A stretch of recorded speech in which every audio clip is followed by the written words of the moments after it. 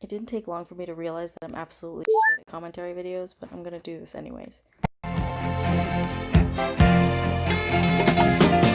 Contrary to popular belief, I was actually a Christian child. I attended church on Sundays and sometimes even Wednesday nights, but out of the blue I decided, hey, why not go to church camp? But, I hated everybody there, and just talking to anybody in general, still do. But it was a dumb decision on my part. I don't know why I decided to go, but I went. It was 4 days long, and basically you just went and you praised Jesus. That's about all you do. You eat, you sleep, you wake up, praise Jesus, go on a zip line maybe. But on one of the first nights, I actually did learn that they would actually force kids to cry, not in like a forceful way, but they would just make it seem like they were crying because Jesus was curing them of their trauma, but in reality, it was just like vulnerability and forcing religion. It was just so bad, but I guess no disrespect, but at the same time disrespect because they were children. But anyway, I remember that night when they were doing cry night, I specifically didn't cry because me and a fellow worshiper just needed to use the bathroom and they wouldn't let us. They literally made us sit there for 2 hours and listen to people cry about dead grandparents and dogs. It was the worst. But eventually we did get to go, which was sweet relief.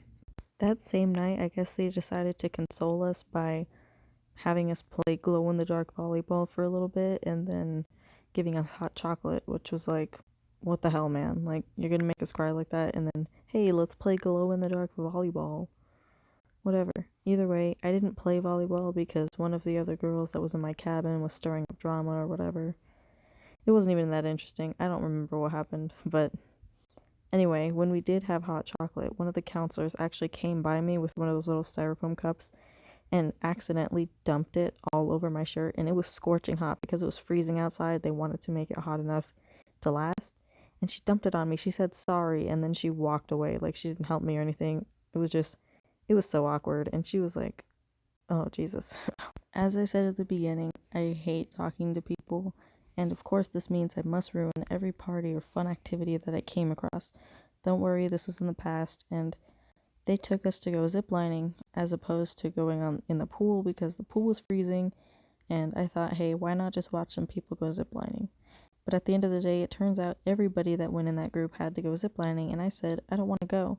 So the counselor ended up having to sit back with me and watch everybody else go, even though she wanted to use it. And I didn't feel bad at all because that thing was scary. And even though it was supposed to be the mini one, this thing flew over this top of this cliff and went down over a soccer field was still terrifying to me. But if that's the mini zip line, then what do you think the big zip line is? The big zip line is a zip line that starts 25 feet up in the air, starting from a tree, and then goes over a cliff and onto another cliff, meaning that there's this huge dip in the middle. It's absolutely terrifying, and one of the counselors actually walked up the tree to try and do it, but she was terrified, so she ended up quitting.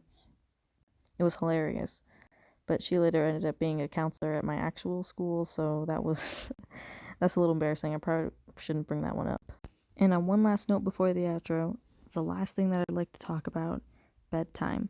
So around 10 o'clock was when we would fall asleep, and it was pretty chaotic because it would drop to at least 32 degrees at night in Fahrenheit or 0 degrees Celsius, and that meant that it was freezing balls freezing, and I only brought a sleeping bag. All the other girls brought like blankets and comforters and pillows.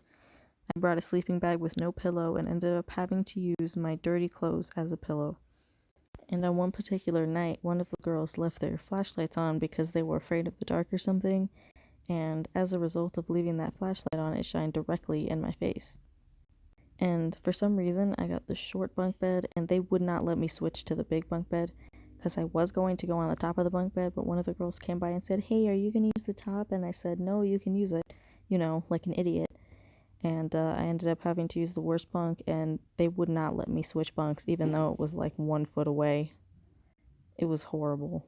On that one particular night where the flashlight was shining in my eyes, I figured that it was a counselor that was shining the flashlight because I woke up in the middle of the night.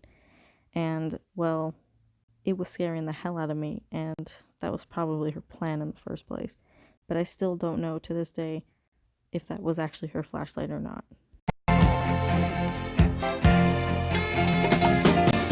If you stayed long enough for the updates, thank you, and also I have some exciting news.